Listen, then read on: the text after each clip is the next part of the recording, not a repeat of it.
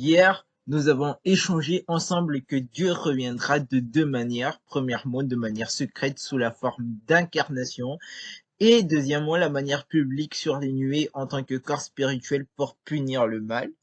Et en ce qui concerne le retour en secret en tant qu'incarnation, on a compris que ce sera la deuxième fois que Dieu s'incarne parmi nous dans la chair en tant qu'être humain. La première fois, c'était il y a 2000 ans, il était né de Marie et ensuite il a grandi pour accomplir son œuvre et dans les derniers jours, il reviendra encore sous la forme de l'incarnation. Il sera né de nouveau dans une famille, grandira à nouveau pour ensuite faire l'œuvre divine qu'il doit accomplir. Mais la question d'une importance primordiale qu'il faut qu'on se pose est que comment on pourra reconnaître le Seigneur Jésus quand il reviendra une seconde fois de plus parmi nous dans la chair dans les derniers jours? Est-ce par son apparence ou bien comment on pourra le reconnaître? Regardons les paroles de vérité à ce sujet sans plus tarder. Alors, dans Jean chapitre 10, verset 27, le Seigneur Jésus a dit, mes brebis entendent ma voix, je les connais et elles me suivent. Romains chapitre 10, verset 17, ainsi la foi vient de la prédication entendue et la prédication se fait par la parole de Dieu. Ces paroles nous révèlent la famille, le mystère. Il y a 2000 ans, les pharisiens ne savaient pas, ne comprenaient pas cette vérité et donc ils ont condamné le Seigneur Jésus en se basant sur son apparence extérieure et ensuite ils étaient maudits par Dieu. Mais à travers les paroles que nous venons de lire, nous n'allons plus recommettre en fait la même erreur que celle des pharisiens. Nous comprenons maintenant que pour reconnaître la deuxième incarnation de Dieu, il faut qu'on se base sur sa parole. C'est un peu comme la femme samaritaine d'il y a 2000 ans, quand elle a écouté les paroles du Seigneur Jésus, qui révélait ce qu'il y avait au plus profond de son cœur. Alors elle a directement reconnu à travers sa parole que le Seigneur Jésus était le Messie tant attendu et que seul Dieu pouvait voir au plus profond de son cœur. Et en fait, l'intelligence de la femme samaritaine était qu'elle savait écouter la voix de Dieu. Et lorsque le Seigneur Jésus, la famille viendra à la fin des temps, nous devrons également prêter attention aux paroles de Dieu comme la femme samaritaine, car Jésus-Christ a prophétisé que celui qui a des oreilles entend ce que l'Esprit dit aux églises. Il a répété ça 7 fois dans le livre de l'Apocalypse. Et il a aussi dit, j'ai encore beaucoup de choses à vous dire, mais vous ne pouvez pas les porter à présent. Jean chapitre 16, verset 12. Et donc, à partir de ces écritures, la famille, nous pouvons être sûrs que quand le Seigneur reviendra, il parlera à nouveau et nous exprimera encore beaucoup de nouvelles paroles dans les derniers jours. Et ce sera à travers ces paroles que les vierges sages vont pouvoir le reconnaître. Mais il y a une question très importante, la famille. Nous comprenons que nous devons le reconnaître par sa parole. Mais c'est par quelle parole? Certaines personnes disent justement que toutes les paroles de Dieu sont dans la Bible et en dehors de la Bible, il n'existera plus de paroles de Dieu. À votre avis, est-ce que c'est correct? Alors, pour voir si c'est correct finalement ou pas, il faut qu'on se base sur les paroles de Dieu. Alors, dans Daniel, chapitre 12, verset 9, il est dit, va Daniel, car les paroles sont serrées et scellées jusqu'au temps de la fin. Il y aura beaucoup qui seront purifiés, blanchis et éprouvés. Ces paroles nous répondent clairement. Et ces versets ont mentionné un livre caché et scellé jusqu'au temps de la fin. Qu'est-ce que ce livre, la famille? Qu'est-ce que ces paroles qui sont tenues secrètes et scellées jusqu'au temps de la fin? Est-ce que c'est la Bible? À votre avis, est-ce que c'est la Bible? Non, il ne s'agit pas de la Bible. Parce qu'il est dit clairement, ce livre est caché et scellé jusqu'au temps de la fin. Par contre, la Bible, elle est déjà ouverte depuis longtemps déjà. Ça fait déjà plus de 1700 ans que la Bible a été ouverte et tout le monde peut l'ouvrir, que ce soit les enfants, les non-croyants et tout le monde, voilà. Donc ce livre qui est caché n'est pas la Bible. C'est un autre livre en dehors de la Bible. C'est la nouvelle parole que le Seigneur exprimera dans les derniers temps, la famille. Alors, j'aimerais vous poser une autre question très importante encore. Ces nouvelles paroles qui sont scellées, qui peut le déceler et l'ouvrir, la famille? Est-ce que des prêtres et des pasteurs peuvent-ils l'ouvrir pour nous? Alors, dans le livre de l'Apocalypse, on a la réponse par rapport à cette question très importante dans les paroles de Dieu. Alors, qu'est-ce que Dieu nous dit à ce sujet? Ben, Apocalypse chapitre 5 verset 1. Puis je vis dans la main droite de celui qui était assis sur le trône un livre écrit en dedans et en dehors, et scellé de 7 sceaux. 2. Et je vis un ange puissant qui criait d'une voix forte, qui est digne d'ouvrir le livre et de rompre les sceaux. 3. Et personne, ni dans le ciel, ni sur la terre, ne pouvait ouvrir le livre ni le regarder.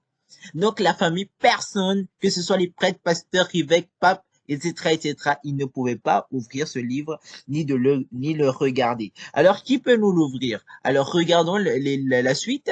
Alors il est dit, et moi je pleurais beaucoup de ce qu'il ne trouvait personne qui fût digne d'ouvrir le livre et de le regarder. 5. Alors un des vieillards me dit, ne pleure point, voici que le lion de la tribu de Juda, le rejetant de David, a vaincu de manière à pouvoir ouvrir le livre et ses 7 sceaux. Alors, effectivement, la famille, seul le Seigneur qui pouvait ouvrir ce livre pour nous. Et donc, la famille, dans les derniers jours, le Seigneur nous apportera encore ces nouvelles paroles qui sont en dehors de la Bible, et c'est à travers ces paroles qui sont en dehors de la Bible, ces nouvelles paroles, que nous allons pouvoir le reconnaître. Ok. Maintenant, nous comprenons que le Seigneur nous exprimera encore de nouvelles paroles dans les derniers jours lorsqu'il reviendra dans la chair. Mais quand le Seigneur reviendra dans la chair, la famille, et vous montrera ces nouvelles paroles, comment vous allez pouvoir reconnaître que ces nouvelles paroles sont réellement celles du Seigneur? C'est une question d'une importance primordiale. Imaginez un peu, le Seigneur est déjà revenu, il vous a donné ces nouvelles paroles, mais vous n'avez pas pu reconnaître que ce sont les nouvelles paroles de Dieu, alors vous l'avez rejeté, vous n'avez pas accueilli la seconde incarnation de Dieu, et de cette manière, vous allez périr. C'est pour cette raison qu'il est très important pour nous de reconnaître quelle est la caractéristique de ces nouvelles paroles du Seigneur pour qu'on puisse les reconnaître. En fait, la famille, l'une des caractéristiques uniques des paroles de Dieu, est que les paroles de Dieu sont particulièrement chargées d'autorité et de pouvoir qu'aucun homme ne peut prononcer, qu'aucun Satan ne peut prononcer, qu'aucun prêtre, pasteur ou évêque ou pape ne peut prononcer. Et on sait tous très bien que quand Dieu il a créé le monde seulement avec sa parole. Alors, la question qu'on se pose, pourquoi quand Dieu il parle, il peut créer le monde, mais pourtant quand Satan parle, quand l'homme parle, quand les pasteurs, prêtres, évêques ou papes parlent, ben, ils n'arrivent à rien créer. Où réside la différence? En fait, la différence réside dans l'autorité que portent les paroles du Créateur. Les paroles du Créateur, la famille, sont tellement chargées d'autorité, de pouvoir qu'aucun homme ne peut prononcer. Et donc, finalement, quand les brebis de Dieu, elles écoutent ces paroles du Créateur, elles vont ressentir que ces paroles sont vraiment chargées d'autorité, de pouvoir qu'aucun homme ne peut prononcer, comme si elles étaient face à face avec Dieu, comme si elles venaient de rencontrer Dieu après une longue séparation. Et c'est ce qu'on appelle entendre la voix de Dieu. Amen. Gloire à Dieu. Donc, en résumé, la famille, maintenant, nous comprenons donc que pour reconnaître que le Seigneur est déjà revenu une seconde fois de plus parmi nous dans la chair, il faut qu'on reçoive ces nouvelles paroles qui sont chargées d'autorité et de pouvoir qu'aucun homme ne peut prononcer et qui sont la vérité absolue. Et donc, quand on aura reçu ces nouvelles paroles tenues secrètes et scellées jusqu'au temps de la fin, alors c'est la preuve que finalement, le Seigneur est déjà revenu parmi nous et les brebis de Dieu vont pouvoir le reconnaître à travers ces nouvelles paroles. Amen, grâce à Dieu. Alors, maintenant, la famille, on va même voir qui sont les brebis de Dieu parmi nous. On va voir si vous pouvez ressentir l'autorité et la toute-puissance de Dieu dans ces paroles, si vous pouvez ressentir que les paroles de Dieu sont la vérité. Et donc, nous allons écouter un passage de la parole de Dieu pour cela. Est-ce que c'est bon? Est-ce que vous êtes prêts? Alors, je lance. Je fais mon œuvre dans tout l'univers.